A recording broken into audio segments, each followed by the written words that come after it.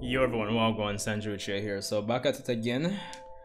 And fans managed to sort out the whole computer issue. Like, honestly, that really threw me off for the weekend. Man, I like, I don't know why, how, but it's like my laptop charger just stopped charging my laptop out of nowhere for some reason. So honestly, that kind of just killed my vibes from like last night. So, and then going on the road today, for source a charger, come back, and I may still have other things to do outside of YouTube, if I'm a bit honest. So this video probably is going to go up a bit late. Just put this on vibrate here. Yeah, but of course we're tackling Yashahime Princess Half Demon episode 15 this evening tonight when this video is more likely going up. Of course, this episode should be tackling a lot of our burning questions that we've had for this series ever since episode, I'd say probably episode 1 more than likely. So yeah, it should be interesting. The preview for this episode was filled with juicy stuff, so let's see how it goes. Of course, if you're new here, be sure to subscribe. All that YouTube Jazz and Blues, like the video, let me know your thoughts on my thoughts. So yeah, and of course, as per usual, whether you're new or not, respect for tuning in and showing some support to the channel. So without further ado, let's get right into the reaction.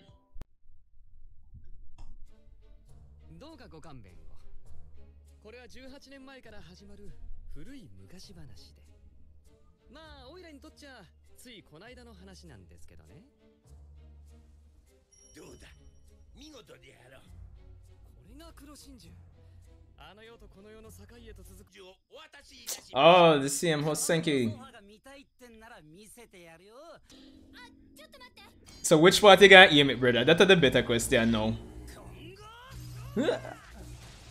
Seriously, why? Why? Ah, jeez. Oh, that's interesting.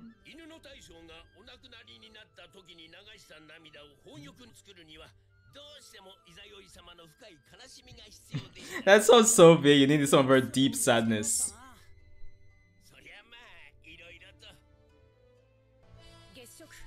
Farewell under the lunar eclipse. Alright.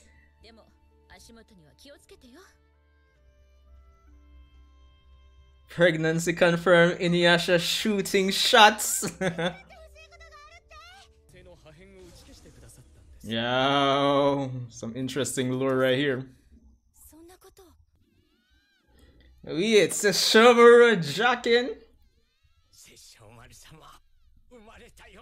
You know, a lot of persons feel a bit iffy about this whole SESSHOMARU Rin dynamic, I'm not gonna lie.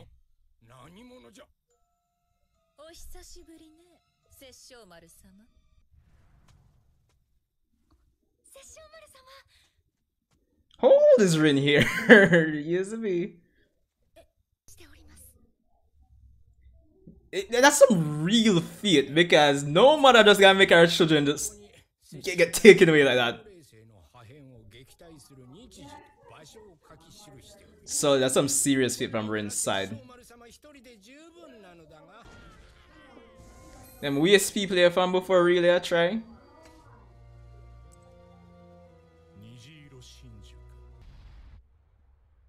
Yo, SESSHOMARU moves. Is she there? No.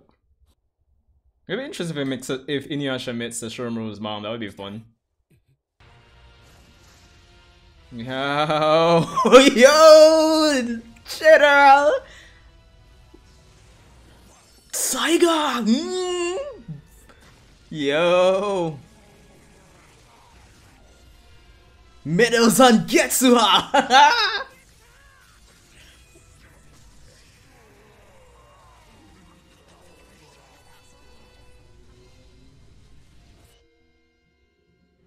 Alright.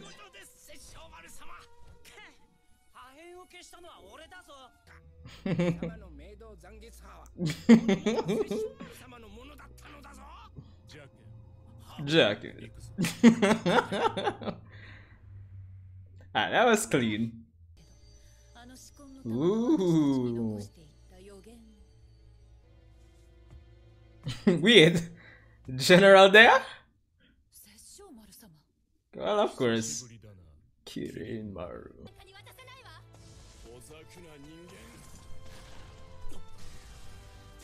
E. Alright, so that explains it. One of my theories was right. Sealed within a pearl.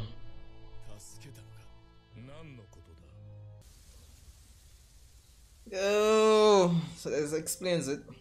Yo, Koga! Yo! Wait. Hold on. So, I wonder if Jockin was privy to this, like, you know, burning the forest. Because it made it seem like Jockin would be like watching the forest from afar. So wait. Yeah, so they literally have him speaking to the audience. Wow. Alright, so that was episode 15 of Yashahime Princess Half Demon, and I must say, I really like that episode. I think from a lore standpoint, that's the biggest, most important episode to date regarding this series, and honestly, I absolutely loved it. It kind of helped establish the motivations and get more context for what happened to the main cast and linking it to the current conflict of, you know, the present cast. So I really like that. Of course, anything old cast, when it comes down to these spin-offs, like the general I think the general consensus is that anytime you get anything from the previous cast, from the previous series, whether it be Boruto, INUYASHA, Dragon Ball, whatever the case may be, you are going to prefer that, generally speaking. So unless they do an excellent job of really developing the new series or new cast, but for the most part, I think the new cast they've been alright to a good.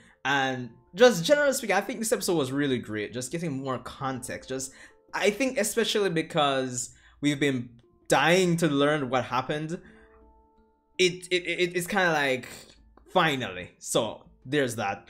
But all in all, I'm interested in seeing where the story goes from here. I'm glad to see that one of my theories, hold on there.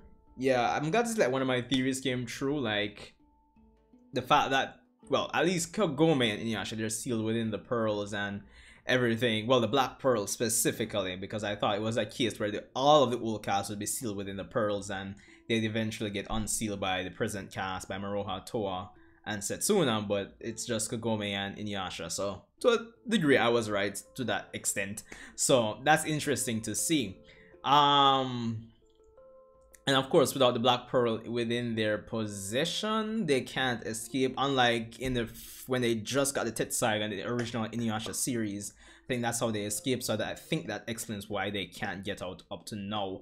Now, of course, finally getting to see Kirinmaru in action, see him talk, see him play a big role and find out his motivation, because obviously he's been showcased as supposedly being the big bad for this overall series, and of course having that connection to the Great Dog Demon and SESSHOMARU and Inuyasha in general, it's a plus. But I'm glad we kind of developed his motivations while at the same time still linking back to the Shikon Jewel shards, the Shikon Jewel, well, not shard, but the Shikon Jewel in general. That was good. I like that. And the fact that the jewel itself gave him a prophecy, I'm wondering when that happened. It's interesting. No, it's really interesting because I wonder when that happened. But at least it explains and gives context for why SESSHOMARU, well, to a degree, because SESSHOMARU, he's always been ambiguous, but at the end we'll find out what his true motivations are. But at least so far, this kind of gives us part of the, like, some context for why SESSHOMARU did what he did. Because if Kirinmaru is going to go after them to, you know, stop the prophecy of, you know, somebody coming to actually, you know, kill me, then I guess that's enough context for us. I mean, someone as strong as the Great Dog Demon, probably even stronger now after 500 years. Well, it's not like he's been training, right? It's not Dragon Ball. But the point is, there's context for why SESSHOMARU did what he did. But I still think we're missing a number of pages from the book that is the Yashahime section of the franchise in terms of the whole. We just don't have the whole story, the whole picture. So, yeah. but I'm glad for what we got. Of course, I think one of the big talking points coming out of this episode as well is Rin and SESSHOMARU. Now, I know a lot of persons I know a lot of persons expected it to be, you know, a Rin and SESSHOMARU dynamic in terms of the parents of, you know, Towa and Setsuna. And you know, like more recently, I've been seeing persons more or less say like they're not really fond of the idea. I've heard it before. They're not really fond of the idea that Rin eventually ended up with SESSHOMARU, especially since, you know, some persons took it as a father-daughter dynamic for the most part. But it's almost 50-50 because some person would say like, yo, SESSHOMARU really groomed her to be, and they kind of look at that with disgust. And that's one way of looking at it. But at the same time, like, if we're really following the narrative of the story, or the development from INUYASHA to Yashahime, SESSHOMARU wasn't going to have his children with like another demon. like the natural progression of things is that SESSHOMARU was not going to have his children with another demon or another human outside of Rin. It would be very random, if you get what I mean. It's I don't even know how to say. It's almost like a 50-50 situation, because I can understand where the persons who probably find it disgusting are coming from, but at the same time, within the development of the story itself, it just seems expected, natural for that to happen given everything that's happened until now. Plus, I'd want to add the fact that you have to remember that SESSHOMARU even left Rin to grow up in a human village with Kaede and other people. So when you really at least take that into consideration, Rin was at least allowed to live a partial normal life, grow up to be a young woman, and then make her own decisions all the same. So that's one other factor to take into consideration as well. So yeah, so that's really and truly it. The only other thing is that Rin still looks pretty young in this. She seems like she's more like probably that, I don't know, I'm not even gonna guess the age, but she still looks young to me.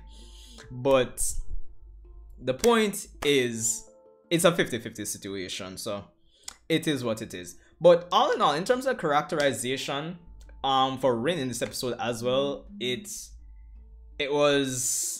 made sense, because okay, I said in the reaction section where, you know, of course, a mother just gave birth. You don't expect a mother to just allow the father to just take the children and just run off, run off like that. So I kind of like that from the perspective that it really showcases Rin's devotion, her confidence, her faith in SESSHOMARU, which those of us who have been watching INUYASHA from day one, well, not day one, but from back in the day, are more than familiar with. So I didn't have a problem with that. The characterization for this episode was good. It was good when it comes on to the characters. So there is that. The only thing is I want to see further explored is the dynamic between Kirinmaru and the Great Dog Demon himself, because yes, we have the context for the jewel shard, the Shikon jewel given him in this prophecy in terms of what's gonna kill him, but I feel like we need something a bit more. Like I mean, something threatening your existence is I mean, obviously you'd want to get rid of it, but I feel like we need just a bit more from Kirinmaru. And I think exploring the dynamics between him and like the Great Dog Demon himself would be the perfect way to, you know, see that. Probably need a flash, like a 2-episode flashback between him and SESSHOMARU and Zero and all those characters back in the day to see what happened. Because maybe, who knows, probably once Kirinmaru and the Great Dog Demon actually got rid of the comet fragments back in the day, probably became friends and yada yada, probably some falling out and something. Because the thing is, unlike Zero in this episode, Zero seems like she's the bitter one towards the INUYASHA SESSHOMARU family, literally. Kirinmaru doesn't really seem bitter, really and truly. But as I said, he does have a hate for humans and half demons, so there is that. But all in all, I thought it was a solid episode. I love seeing Sesshomaru and Inuyasha in action again. Yo, Meadows on Getsuha and Bakusaiga. You see me? It's just good times. Good times with the old cast. Same old Jockin, same old Sesshomaru. Yo, trust me, it was fun seeing the theories come through regarding some characters being sealed. And I guess by this time we didn't see Moroku in this episode, so I wonder where he was for the most part. That's the next thing too. But yo, if I missed anything, let me know. But I'm definitely looking forward to seeing what's going to happen next. But all in all, I thought this was a pretty damn good episode, if you ask me. I'm looking forward to seeing what happens next. I feel like I missed something. I missed something in terms of like the episode. Characterization, lore, establishing context, linking back to this. Yeah, I think this episode did its job. But anyway, Sanjuichia, respect for tuning in if you made it this far. Rate, well, like, comment, definitely subscribe. Journey to 20,000 subscribers by the end of 2021. And I'll see you in the next video.